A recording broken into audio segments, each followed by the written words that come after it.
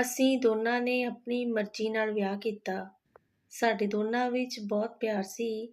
ਪਰ ਜਦੋਂ ਤੋਂ ਅਸੀਂ ਨਵੇਂ ਮਹੱਲੇ ਵਿੱਚ ਆਏ ਸੀ, ਸਾਨੂੰ ਬਹੁਤ ਪਰੇਸ਼ਾਨੀ ਦਾ ਸਾਹਮਣਾ ਕਰਨਾ ਪਿਆ। ਦਰਅਸਲ ਮੇਰੀ ਘਰਵਾਲੀ ਕੁਝ ਮਾਡਰਨ ਫੈਮਿਲੀ ਨਾਲ ਸੰਬੰਧ ਰੱਖਦੀ ਸੀ। ਹਾਲਾਂਕਿ ਮੈਂ ਕੋਈ ਗਰੀਬ ਨਹੀਂ ਸੀ, ਮੇਰਾ ਆਪਣਾ ਵੱਡਾ ਘਰ ਸੀ। ਪੈਸੇ ਦੀ ਕੋਈ ਕਮੀ ਨਹੀਂ ਸੀ, ਪਰ ਮੇਰਾ ਘਰ ਪੁਰਾਣੇ ਮਹੱਲੇ ਵਿੱਚ ਸੀ, ਪੁਰਾਣੇ ਤਰ੍ਹਾਂ ਦਾ ਬਣਿਆ ਹੋਇਆ ਸੀ ਤੇ ਮੇਰੀ ਫੈਮਿਲੀ ਪੁਰਾਣੇ ਖਿਆਲਾਂ ਦੀ ਸੀ। ਉਹ ਸਾਨੂੰ ਆਪਣੇ ਨਾਲ ਰੱਖਣ ਲਈ ਰਾਜ਼ੀ ਨਾ ਹੋਏ ਤੇ ਅਸੀਂ ਅਲੱਗ ਰਹਿਣ ਲੱਗੇ। ਪਹਿਲਾਂ ਤਾਂ ਮੇਰੀ ਘਰਵਾਲੀ ਨੂੰ ਇਸ ਤੋਂ ਕੋਈ ਇਤਰਾਜ਼ ਨਹੀਂ ਸੀ, ਪਰ ਜਦੋਂ ਉਸ ਦਾ ਵਿਆਹ ਮੇਰੇ ਨਾਲ ਹੋਇਆ ਤਾਂ ਉਸਨੇ ਆਉਂਦੇ ਹੀ ਨੁਕਸ ਕੱਢਣੇ ਸ਼ੁਰੂ ਕਰ ਦਿੱਤੇ। ਕਹਿਣ ਲੱਗੀ, ਮੈਨੂੰ ਇੱਦਾਂ ਦੇ ਘਰਾਂ ਦੀ ਆਦਤ ਨਹੀਂ ਤੇ ਨਾ ਹੀ ਮੈਨੂੰ ਇੱਦਾਂ ਦਾ ਮਹੱਲਾ ਪਸੰਦ ਹੈ। ਨੂੰ ਦੇਖੋ, ਮੂੰਹ ਚੁੱਕ ਕੇ ਅੰਦਰ ਆ ਜਾਂਦਾ, ਕੋਈ ਪ੍ਰਾਈਵੇਸੀ ਨਹੀਂ ਹੈ। ਹਾਲਾਂਕਿ ਉਸ ਦੇ ਕਮਰੇ ਵਿੱਚ ਅਸੀਂ ਏਸੀ ਵੀ ਲਗਵਾ ਦਿੱਤਾ ਸੀ। ਉਸ ਦਾ ਕਮਰਾ ਨਵੇਂ ਤਰੀਕੇ ਨਾਲ ਤਿਆਰ ਹੋਇਆ। ਮੈਂ ਉਸ ਨੂੰ ਬਹੁਤ ਪਿਆਰ ਕਰਦਾ ਸੀ, ਇਸ ਲਈ ਉਸ ਦੇ ਮੂੰਹ ਤੋਂ ਨਿਕਲਿਆ ਹਰ ਬੋਲ ਮੇਰੇ ਲਈ ਆਖਰੀ ਸੀ ਤੇ ਮੈਂ ਉਸ ਦੀ ਹਰ ਇੱਛਾ ਪੂਰੀ ਕਰਦਾ ਸੀ। ਕਹਿਣ ਲੱਗੀ ਕਿ ਉਹ ਇਸ ਘਰ ਵਿੱਚ ਨਹੀਂ ਰਹਿ ਸਕਦੀ ਕਿਉਂਕਿ ਉਹ ਇੱਥੇ ਆਪਣੇ ਦੋਸਤਾਂ ਨੂੰ ਨਹੀਂ ਬੁਲਾ ਸਕਦੀ। ਇੱਥੋਂ ਦੀਆਂ ਔਰਤਾਂ ਜਲਦੀ ਹੀ ਘਰਾਂ ਵਿੱਚ ਆ ਜਾਂਦੀਆਂ ਨੇ ਤੇ ਸਵਾਲ ਜਵਾਬ ਪੁੱਛਦੀਆਂ ਨੇ ਤੇ ਅਜੀਬ ਤਰੀਕੇ ਨਾਲ ਦੇਖਦੀਆਂ ਨੇ। ਮੇਰੀਆਂ ਸਹੇਲੀਆਂ ਮਾਡਰਨ ਨੇ, ਉਹਨਾਂ ਦੇ ਕੱਪੜੇ ਪਾਉਣ ਦਾ ਜਿਹੜਾ ਅੰਦਾਜ਼ ਹੈ, ਇਸ ਮਹੱਲੇ ਦੀਆਂ ਔਰਤਾਂ ਨੁਕਸ ਕੱਢਣਗੀਆਂ।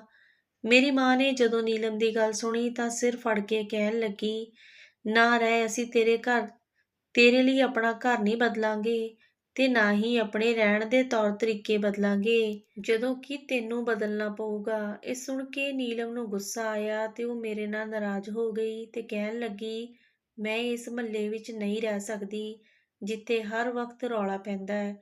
ਤੇਰੀ ਮਾਂ ਦਾ ਕੀ ਕੰਮ ਹੈ? ਮੇਰਾ ਦਿਮਾਗ ਖਾਣ ਲੱਗ ਗਈ।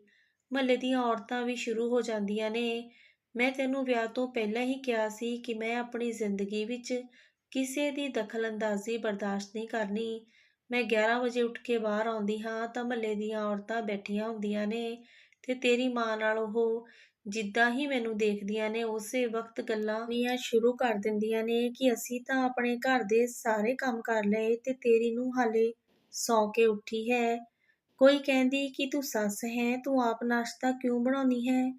ਫੇਰ ਕੀ ਹੋਇਆ ਜੇ ਸੱਸ ਸਵੇਰੇ ਨਾਸ਼ਤਾ ਬਣਾ ਵੀ ਦੇਵੇ, ਇਸ ਵਿੱਚ ਕਿਹੜਾ ਪਹਾੜ ਟੁੱਟ ਗਿਆ? ਫਿਰ ਇਸ ਤੋਂ ਬਾਅਦ ਤੇਰੀ ਮਾਂ ਸ਼ੁਰੂ ਹੋ ਜਾਂਦੀ ਹੈ ਕਿ ਜੇ ਇਹੀ ਹਾਲ ਰਿਹਾ ਤਾਂ ਸਿੱਧੀ ਜੀ ਗੱਲ ਹੈ, ਤੂੰ ਮੈਨੂੰ ਛੱਡ ਦੇ, ਉਹੀ ਬਿਹਤਰ ਰਹੂਗਾ। ਇਹ ਸੁਣ ਕੇ ਮੈਂ ਆਪਣੀ ਮਾਂ ਨੂੰ ਕਿਹਾ, ਜਦੋਂ ਤੁਹਾਨੂੰ ਪਤਾ ਹੈ ਨੀਲਮ ਨੂੰ ਇਹ ਨਹੀਂ ਪਸੰਦ, ਤੁਸੀਂ ਕਿਉਂ ਮਹੱਲੇ ਦੀਆਂ ਜਨਾਨੀਆਂ ਨੂੰ ਘਰ ਵਿੱਚ ਬੁਲਾਉਂਦੇ ਹੋ? ਉਹ ਕੌਣ ਹੁੰਦੀਆਂ ਨੇ ਮੇਰੀ ਘਰਵਾਲੀ ਨੂੰ ਇਹ ਸਭ ਕਹਿਣ ਵਾਲੀਆਂ? ਸਾਨੂੰ ਆਪਣੇ ਘਰ ਵਿੱਚ ਸਕੂਨ ਨਾਲ ਕਿਉਂ ਨਹੀਂ ਰਹਿਣ ਦਿੰਦੀਆਂ?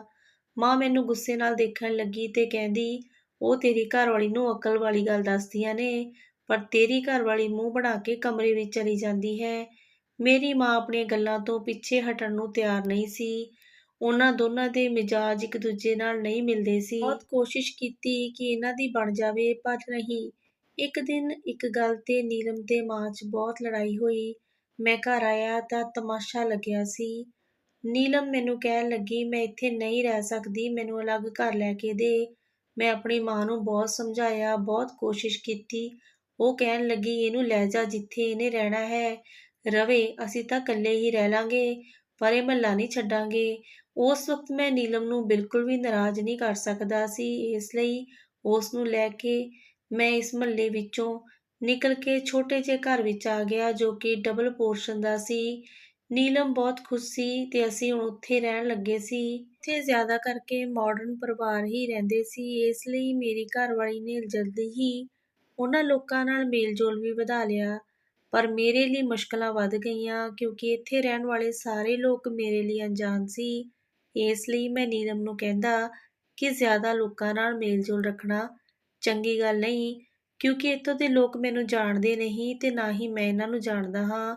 ਨਾ ਜਾਣੇ ਕੌਣ ਨੇ, ਕੀ ਨੇ, ਪਰ ਨੀਲਮ ਨੇ ਕਿਹਾ, ਕੋਈ ਗੱਲ ਨਹੀਂ। ਉੱਥੋਂ ਦੇ ਘਰ ਬੰਗਲੇ ਵਰਗੇ ਬਣੇ ਹੋਏ ਸੀ, ਪਰ ਕੁਝ ਘਰ ਦਰਮਿਆਨੇ ਵੀ ਸੀ। ਇਹਨਾਂ ਵਿੱਚੋਂ ਇੱਕ ਘਰ ਸਾਡੇ ਘਰ ਦੇ ਬਿਲਕੁਲ ਬਰਾਬਰ ਵਿੱਚ ਬਣਿਆ ਹੋਇਆ ਸੀ। ਉਹ ਔਰਤ ਵੈਸੇ ਤਾਂ ਪਰਦਾ ਕਰਦੀ ਸੀ, ਲੇਕਿਨ ਜਦੋਂ ਮੈਂ ਘਰ ਆਉਂਦਾ ਤਾਂ ਮੈਨੂੰ ਆਪਣੇ ਘਰ ਵਿੱਚ ਦਿਖਾਈ ਦਿੰਦੀ ਤੇ ਨੀਲਮ ਨੂੰ ਮੈਂ ਉਸ ਔਰਤ ਦੇ ਨਾਲ ਗੱਲਾਂ ਵਿੱਚ ਲੱਗਿਆ ਦੇਖਦਾ ਸੀ। ਨਾ ਨੀਲਮ ਨੂੰ ਮੇਰੇ ਖਾਣ ਦੀ ਪਰਵਾਹ ਹੁੰਦੀ ਤੇ ਨਾ ਇਸ ਗੱਲ ਦੀ ਫਿਕਰ ਕਿ ਮੈਂ ਥੱਕਿਆ ਹੋਇਆ ਵਾਪਸ ਆਇਆ। ਉਹ ਬਸ ਆਪਣੀ ਗਵਾਂਢਣ ਵਾਲੀ ਨਾਲ ਗੱਲਾਂ ਕਰਦੀ ਨਜ਼ਰ ਆਉਂਦੀ।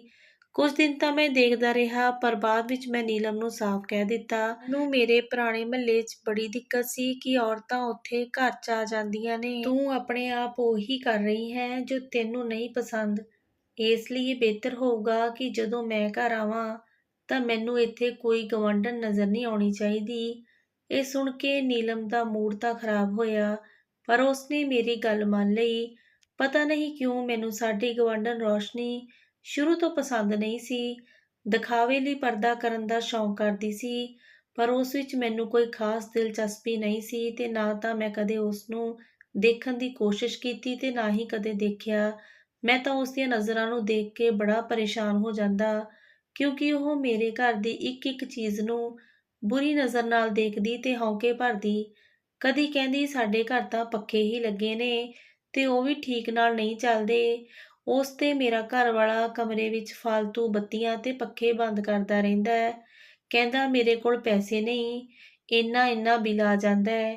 ਨੀਲਮ ਤੂੰ ਬੜੀ ਖੁਸ਼ਨਸੀਬ ਹੈ। ਨੀਲਮ ਇਸ ਗੱਲ ਤੇ ਹੋਰ ਇਤਰਾਉਣ ਲੱਗਦੀ, ਪਰ ਜਦੋਂ ਤੋਂ ਮੈਂ ਨੀਲਮ ਨੂੰ ਮਨਾ ਕੀਤਾ ਸੀ, ਉਦੋਂ ਤੋਂ ਰੌਸ਼ਨੀ ਮੇਰੇ ਹੁੰਦੇ ਕਦੇ ਘਰ ਨਹੀਂ ਸੀ ਆਈ। ਇੱਕ ਦਿਨ ਮੈਂ ਰੋਟੀ ਖਾ ਕੇ ਬੈਠਿਆ ਹੀ ਸੀ ਕਿ ਨੀਲਮ ਰਸੋਈ ਵਿੱਚ ਭਾਂਡੇ ਧੋ ਰਹੀ ਸੀ ਕਿ ਬਾਹਰ ਦਰਵਾਜ਼ੇ ਦੀ ਬੈਲ ਵੱਜੀ। ਮੈਂ ਦਰਵਾਜ਼ਾ ਖੋਲ੍ਹਿਆ ਤਾਂ ਸਾਹਮਣੇ ਰੌਸ਼ਨੀ ਖੜੀ ਸੀ। ਉਸਨੇ ਹੱਥ ਵਿੱਚ ਇੱਕ ਪਲੇਟ ਫੜੀ ਸੀ, ਜਿਸ ਨੂੰ ਉਸਨੇ ਦੂਜੀ ਪਲੇਟ ਨਾਲ ਢਕਿਆ ਹੋਇਆ ਸੀ। ਕਹਿਣ ਲੱਗੀ, ਸੁਨੀਲ ਜੀ, ਇਹ ਮੈਂ ਆਪਣੇ ਹੱਥ ਨਾਲ ਬਣਾਏ ਹੋਏ ਲੱਡੂ ਤੁਹਾਨੂੰ ਦੇਣ ਆਈ ਹਾਂ। ਤੁਸੀਂ ਨੀਲਮ ਨੂੰ ਦੇ ਦੇਣਾ ਤੇ ਤੁਸੀਂ ਵੀ ਜ਼ਰੂਰ ਖਾਣਾ। ਮੈਨੂੰ ਮਿੱਠਾ ਖਾਣ ਦਾ ਸ਼ੌਂਕ ਸੀ ਤੇ ਲੱਡੂ ਮੈਨੂੰ ਬਹੁਤ ਪਸੰਦ ਸੀ। ਮੈਂ ਉੱਪਰ ਦੀ ਪਲੇਟ ਚੱਕੀ ਤੇ ਸੋਫੇ ਤੇ ਬੈਠ ਗਿਆ। ਮੈਂ ਮਿੱਠੇ ਦਾ ਸ਼ੌਕੀਨ ਸੀ, ਇਸ ਲਈ ਮੈਂ ਲੱਡੂ ਖਾਧਾ। ਮੈਨੂੰ ਆਪਣੇ ਹੱਥ ਨੂੰ ਰੋਕਣਾ ਮੁਸ਼ਕਲ ਲੱਗ ਰਿਹਾ ਸੀ, ਉਹ ਬਹੁਤ ਹੀ ਸਵਾਦ ਸੀ। ਨੀਲਮ ਜਦੋਂ ਭਾਂਡੇ ਧੋ ਕੇ ਰਸੋਈ ਵਿੱਚੋਂ ਆਈ, ਹੱਥ ਵਿੱਚ ਲੱਡੂ ਦੇਖ ਕੇ ਪੁੱਛਣ ਲੱਗੀ, ਕਿੱਥੋਂ ਆਏ ਨੇ? ਮੈਂ ਕਿਹਾ ਤੇਰੀ ਸਹੇਲੀ ਦੇ ਕੇ ਗਈ ਹੈ। ਇਹ ਸੁਣ ਕੇ ਹੱਸਣ ਲੱਗੀ ਤੇ ਮੇਰੇ ਕੋਲ ਬੈਠ ਗਈ ਤੇ ਲੱਡੂ ਖਾਣ ਲੱਗੀ। ਉਹ ਇੰਨੇ ਸਵਾਦ ਸੀ ਕਿ ਮੈਂ ਤਾਂ ਜਿੱਦਾਂ ਉਂਗਲੀਆਂ ਹੀ ਚੱਟਦਾ ਰਹਿ ਗਿਆ। ਨੀਲਮ ਮੁਸਕਰਾ ਕੇ ਕਹਿਣ ਲੱਗੀ, ਤੁਸੀਂ ਤਾਂ ਮੈਨੂੰ ਬਿਨਾਂ ਵਜ੍ਹਾ ਹੀ ਰੌਸ਼ਨੀ ਤੋਂ ਦੂਰ ਕਰ ਰਹੇ ਹੋ। ਉਹ ਬਹੁਤ ਚੰਗੀ ਔਰਤ ਹੈ। ਉਹ ਇਦਾਂ ਦੀਆਂ ਗੱਲਾਂ ਕਰਦੀ ਹੈ ਕਿ ਮੈਨੂੰ ਹਾਸੀ ਆ ਜਾਂਦੀ ਹੈ। ਸੱਚ ਪੁੱਛੋ ਤਾਂ ਜੋ ਮੇਰੇ ਕੋਲ ਆ ਜਾਂਦੀ ਹੈ ਤਾਂ ਮੈਨੂੰ ਇਕੱਲੇਪਣ ਦਾ ਅਹਿਸਾਸ ਨਹੀਂ ਹੁੰਦਾ, ਕਿਉਂਕਿ ਰੌਸ਼ਨੀ ਸਵੇਰੇ ਹੀ ਇੱਥੇ ਆ ਜਾਂਦੀ ਹੈ ਤੇ ਫਿਰ ਉਹ ਕਿੱਸੇ ਸੁਣਾਉਂਦੀ ਹੈ ਤੇ ਹੱਸ-ਹੱਸ ਕੇ ਨੀਲਮ ਦਾ ਪੇਟ ਦੁਖਣ ਲੱਗਦਾ। ਮੈਂ ਨੀਲਮ ਦੀ ਗੱਲ ਸੁਣੀ ਤੇ ਇੱਕ ਪਲ ਵਿੱਚ ਮੈਨੂੰ ਮੇਰੇ ਮਾਂ-ਪਿਓ ਯਾਦ ਆਉਣ ਲੱਗੇ, ਜੋ ਇਕੱਲੇ ਘਰ ਵਿੱਚ ਰਹਿੰਦੇ ਸੀ ਤੇ ਮੈਂ ਉਹਨਾਂ ਦਾ ਇਕੱਲਾ ਹੀ ਮੁੰਡਾ ਸੀ ਤੇ ਮੇਰੇ ਇਲਾਵਾ ਉਹਨਾਂ ਦਾ ਕੋਈ ਹੋਰ ਸਹਾਰਾ ਵੀ ਨਹੀਂ ਸੀ। ਪਰ ਮੈਂ ਨੀਲਮ ਦੀ ਮੁਹੱਬਤ ਵਿੱਚ ਇਸ ਕਦਰ ਪਾਗਲ ਹੋ ਗਿਆ ਕਿ ਉਸ ਨੂੰ ਲੈ ਕੇ ਅਲੱਗ ਹੋ ਗਿਆ। ਨੀਲਮ ਨੇ ਮੈਨੂੰ ਉਸ ਰੌਸ਼ਨੀ ਦਾ ਇੱਕ ਕਿੱਸਾ ਸੁਣਾ ਰਹੀ ਸੀ। ਮੇਰੇ ਹੱਥ ਦੇ ਵਿੱਚ ਜਿਹਾ ਲੱਡੂ ਬਚਿਆ, ਮੈਂ ਵਾਪਸ ਪਲੇਟ ਵਿੱਚ ਰੱਖ ਦਿੱਤਾ। ਨੀਲਮ ਨੇ ਨੋਟ ਕੀਤਾ ਕਿ ਮੇਰਾ ਮੂਡ ਖਰਾਬ ਹੋ ਗਿਆ। ਕਹਿਣ ਲੱਗੀ, ਕੀ ਹੋਇਆ? ਤੁਸੀਂ ਅਚਾਨਕ ਨਾਲ ਚੁੱਪ ਕਿਉਂ ਹੋ ਗਏ? ਪਰ ਮੇਰਾ ਦਿਮਾਗ ਖਰਾਬ ਹੋ ਗਿਆ ਸੀ। ਮੈਂ ਕਹਿਣ ਲੱਗਿਆ, ਇੱਥੇ ਤਾਂ ਤੂੰ ਬੜੇ ਰਿਸ਼ਤੇ ਬਣਾ ਲਏ। ਲੋਕਾਂ ਨਾਲ ਹੱਸਦੀ ਹੈ, ਬੋਲਦੀ ਹੈ, ਗੱਲਾਂ ਕਰਦੀ ਹੈ ਤੇ ਤੈਨੂੰ ਕੋਈ ਤਾਨੇ ਵੀ ਮਾਰੇ ਤਾਂ ਤੈਨੂੰ ਵਧੀਆ ਲੱਗਦਾ। ਪਰ ਮੇਰੇ ਮਾਂ-ਪਿਓ ਦੇ ਕੋਲ ਜੇ ਤੈਨੂੰ ਕੋਈ ਕੁਝ ਕਹਿ ਦਿੰਦਾ ਸੀ, ਤੂੰ ਕਿੱਦਾਂ ਲੜਦੀ ਸੀ। ਇੱਥੋਂ ਤੱਕ ਕਿ ਤੂੰ ਮੇਰੀ ਮਾਂ ਦੇ ਨਾਲ ਵਧੀਆ ਸਲੂਕ ਵੀ ਨਹੀਂ ਕਰਦੀ ਸੀ ਤੇ ਮੈਂ ਬੇਵਕੂਫ ਸੀ, ਜੋ ਇਸ ਕਦਰ ਵਿੱਚ ਪਾਗਲ ਸੀ ਕਿ ਤੇਰੀਆਂ ਗੱਲਾਂ ਨੂੰ ਸੱਚ ਮੰਨਦਾ ਰਿਹਾ। ਮੇਰੇ ਮਾਂ-ਬਾਪ ਉੱਥੇ ਇਕੱਲੇ ਰਹਿੰਦੇ ਨੇ, ਹਾਲਾਂਕਿ ਇਸ ਉਮਰ ਵਿੱਚ ਉਹਨਾਂ ਦੇ ਨਾਲ ਸਾਨੂੰ ਰਹਿਣਾ ਚਾਹੀਦਾ ਸੀ। ਮੇਰੀ ਇਹ ਗੱਲ ਸੁਣ ਕੇ ਨੀਲਮ ਨੂੰ ਗੁੱਸਾ ਚੜ੍ਹ ਗਿਆ ਤੇ ਸਾਡੇ ਵਿੱਚ ਲੜਾਈ ਛਿੜ ਗਈ। ਸਾਡੀ ਲੜਾਈ ਇਸ ਹੱਦ ਤੱਕ ਵੱਧ ਗਈ ਕਿ ਨੀਲਮ ਨੂੰ ਚੁੱਪ ਕਰਾਉਣਾ ਵੀ ਬਹੁਤ ਔਖਾ ਹੋ ਗਿਆ। ਅੱਜ ਤੋਂ ਪਹਿਲਾਂ ਕਦੀ ਵੀ ਨੀਲਮ ਨੂੰ ਇੰਨਾ ਗੁੱਸਾ ਨਹੀਂ ਆਇਆ। ਉਸ ਦੀ ਹਰ ਗੱਲ, ਉਹ ਚਾਹੇ ਚੰਗੀ ਹੋਵੇ ਜਾਂ ਬੁਰੀ, ਖਾਮੋਸ਼ੀ ਨਾਲ ਮੰਨ ਲੈਂਦਾ ਸੀ ਤੇ ਜਦੋਂ ਉਸ ਦਾ ਮੂੰਹ ਮੈਂ ਦਬੋਚਿਆ ਤਾਂ ਅਗਲੇ ਹੀ ਪਲ ਉਸ ਦੀਆਂ ਅੱਖਾਂ ਵਿੱਚੋਂ ਹੰਝੂ ਆਉਣ ਲੱਗੇ। ਨਹੀਂ ਤੇ ਅੱਜ ਤੋਂ ਪਹਿਲਾਂ ਮੈਂ ਕਦੇ ਉਸ ਨੂੰ ਰੋਣ ਨਹੀਂ ਦਿੱਤਾ ਸੀ। ਉਸ ਦੀਆਂ ਅੱਖਾਂ ਵਿੱਚੋਂ ਹੰਝੂ ਗਿਰ ਰਹੇ ਸੀ ਤੇ ਮੈਂ ਝੱਟ ਨਾਲ ਆਪਣਾ ਹੱਥ ਪਿੱਛੇ ਕਰ ਲਿਆ। ਉਹ ਰੋਂਦੇ ਹੋਏ ਆਪਣੇ ਕਮਰੇ ਵਿੱਚ ਚਲੀ ਗਈ ਤੇ ਕਹਿਣ ਲੱਗੀ, ਹਾਂ, ਹੁਣ ਤੁਸੀਂ ਇਹ ਸਭ ਕਰੋਗੇ।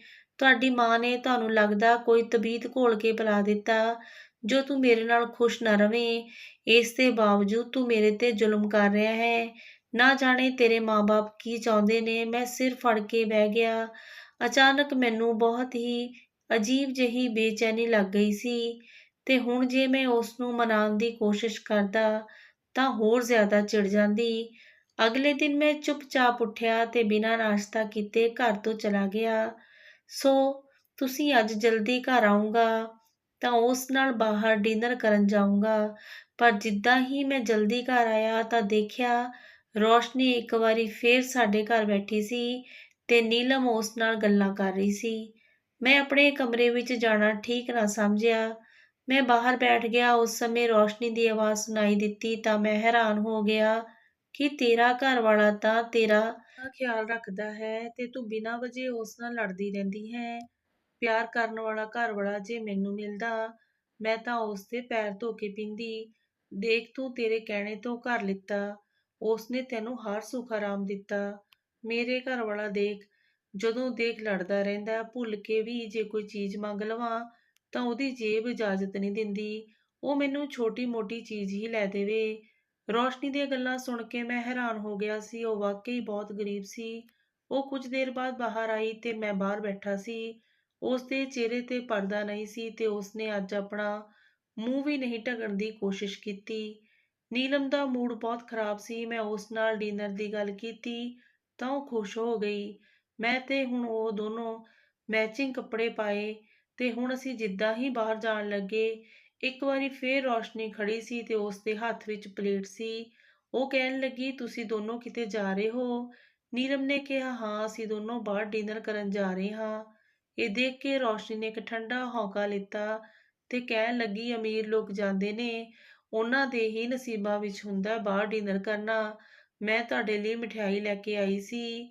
ਇਹ ਕਹਿ ਕੇ ਉਸਨੇ ਪਲੇਟ ਸਾਡੇ ਵੱਲ ਫੇਰ ਕਰ ਦਿੱਤੀ। ਉਹ ਮਠਿਆਈ ਦਾ ਮੈਂ ਜਿੱਦਾਂ ਦੀਵਾਨਾ ਹੀ ਹੋ ਗਿਆ ਸੀ। ਮੈਂ ਉਸ ਤੋਂ ਫਟਾਫਟ ਪਲੇਟ ਫੜੀ ਤੇ ਉਸਨੂੰ ਕਿਹਾ ਧੰਨਵਾਦ ਤੇ ਮੈਂ ਉਸ ਵਿੱਚੋਂ ਚੁੱਕ ਕੇ ਲੱਡੂ ਖਾਣ ਲੱਗਾ। ਮਠਿਆਈ ਵਾਕਈ ਬਹੁਤ ਸਵਾਦ ਸੀ। ਅਸੀਂ ਖਾਣ ਤੋਂ ਬਾਅਦ ਆਪਣੀ ਗੱਡੀ ਵਿੱਚ ਜਾ ਕੇ ਬੈਠੇ ਤਾਂ ਗੱਡੀ ਸਟਾਰਟ ਹੀ ਨਹੀਂ ਹੋ ਰਹੀ ਸੀ। ਏਦਾਂ ਲੱਗ ਰਿਹਾ ਸੀ ਜਿੱਦਾਂ ਉਸ ਵਿੱਚ ਕੋਈ ਖਰਾਬੀ ਆ ਗਈ ਸੀ। ਨੀਲਮ ਦਾ ਮੂਡ ਖਰਾਬ ਸੀ। ਉਹ ਗੱਡੀ 'ਚੋਂ ਉਤਰੀ ਤੇ ਬਾਹਰ ਖੜੀ ਹੋ ਗਈ। ਕਹਿਣ ਲੱਗੀ, ਬੇਕਾਰ ਕਬਾੜ ਗੱਡੀ ਕਦੋਂ ਵੇਚਣੀ ਹੈ? ਮੇਰਾ ਸਾਰਾ ਮੂਡ ਖਰਾਬ ਕਰ ਦਿੱਤਾ।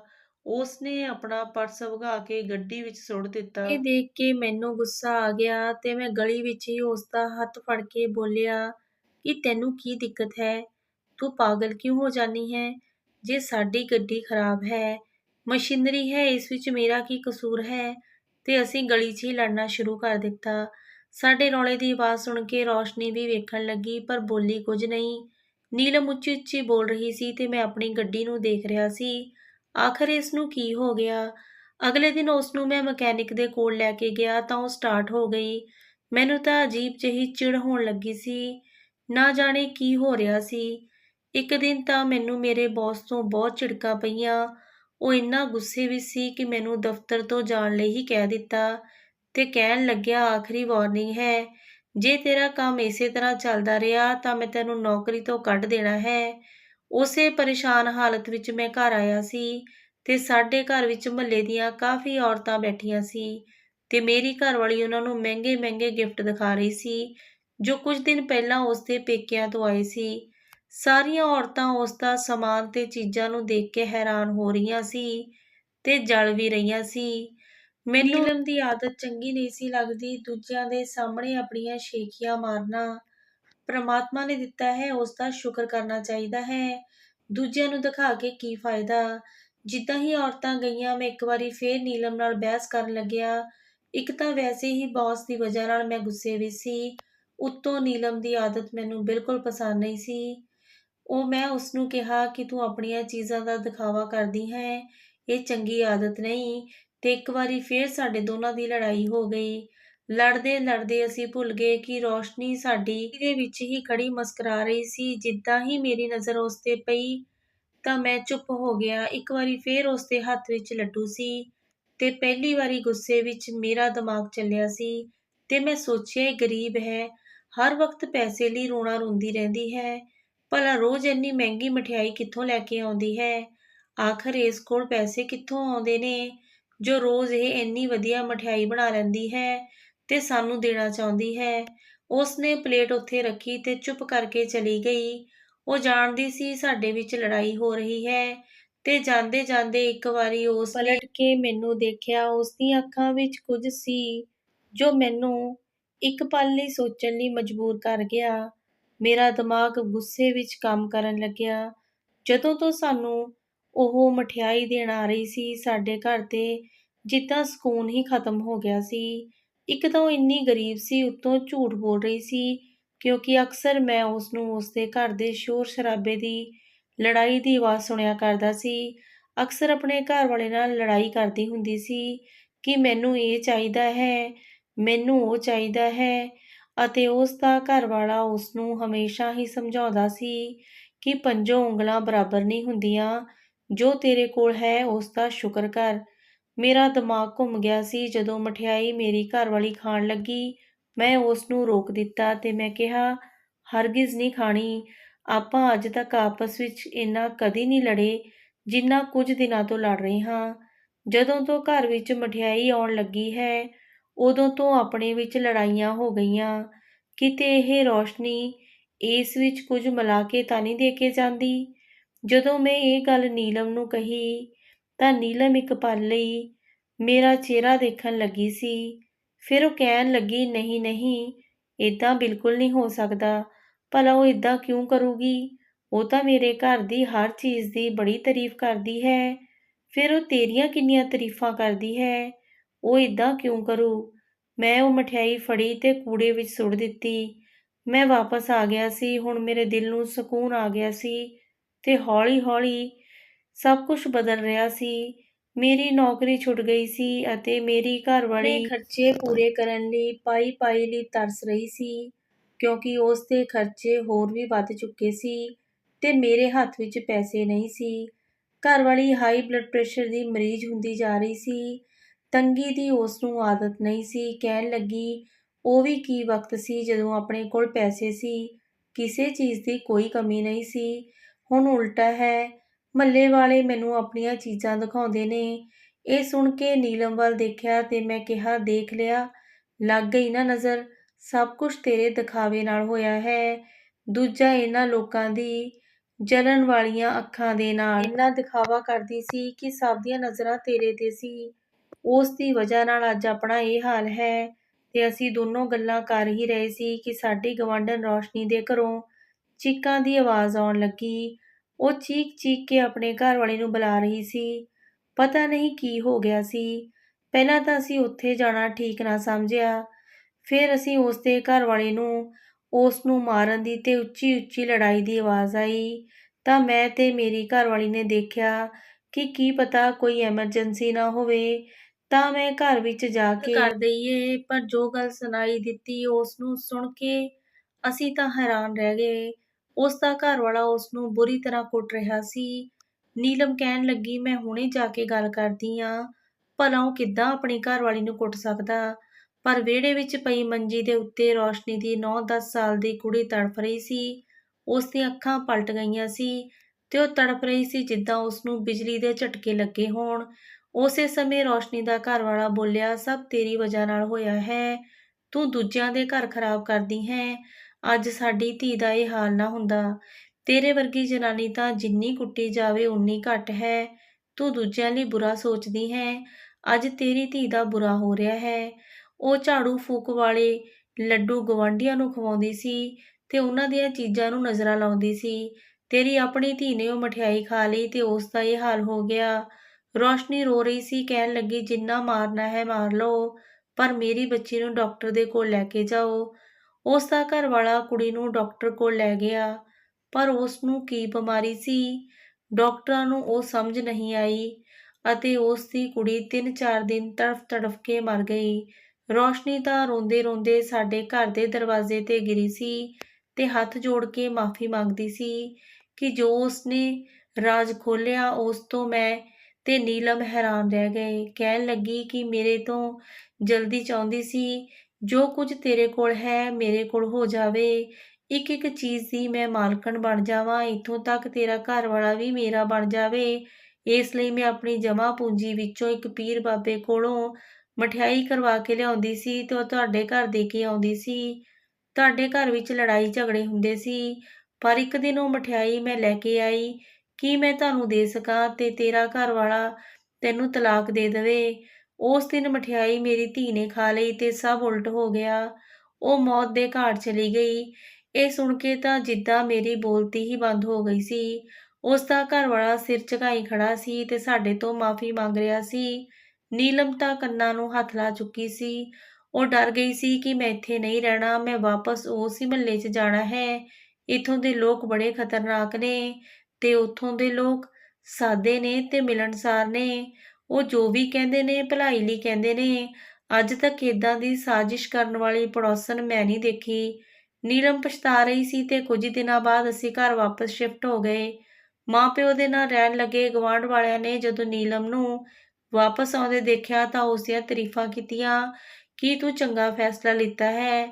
ਹੌਲੀ ਹੌਲੀ ਨੀਲਮ ਮਹੱਲੇ ਦੀ ਆਦੀ ਹੋ ਗਈ ਸੀ ਤੇ ਸਾਡੀ ਜ਼ਿੰਦਗੀ ਵਿੱਚ ਸਕੂਨ ਵਾਪਸ ਆ ਗਿਆ ਸੀ। ਅਸੀਂ ਹੁਣ ਸਾਰੇ ਖੁਸ਼ੀ-ਖੁਸ਼ੀ ਇੱਕ ਨਾਲ ਰਹਿੰਦੇ ਸੀ ਅਤੇ ਕਿਸੇ ਨੇ ਸੱਚ ਹੀ ਕਿਹਾ ਹੈ ਕਿ ਨਜ਼ਰ ਇਨਸਾਨ ਦੀਆਂ ਖੁਸ਼ੀਆਂ ਨੂੰ ਖਾ ਜਾਂਦੀ ਹੈ। ਫਿਰ ਕੁਝ ਸਮੇਂ ਬਾਅਦ ਮੇਰੀ ਨੌਕਰੀ ਵੀ ਲੱਗ ਗਈ ਤੇ ਹੁਣ ਹੌਲੀ-ਹੌਲੀ ਅਸੀਂ ਵਾਪਸ ਆਪਣੇ ਸਹੀ ਹਾਲਾਤਾਂ ਵਿੱਚ ਆ ਗਏ ਹਾਂ। ਜੇ ਕਹਾਣੀ ਚੰਗੀ ਲੱਗੇ ਤਾਂ ਪਲੀਜ਼ ਲਾਈਕ ਸ਼ੇਅਰ ਕਰਿਓ। ਚੈਨਲ ਤੇ ਪਹਿਲੀ ਵਾਰੀ ਆਏ ਹੋ ਸਬਸਕ੍ਰਾਈਬ ਕਰਿਓ। ਫਿਰ ਮਿਲਾਂਗੇ। ਸਤਿ ਸ਼੍ਰੀ ਅਕਾਲ ਜੀ ਸਾਰਿਆਂ ਨੂੰ।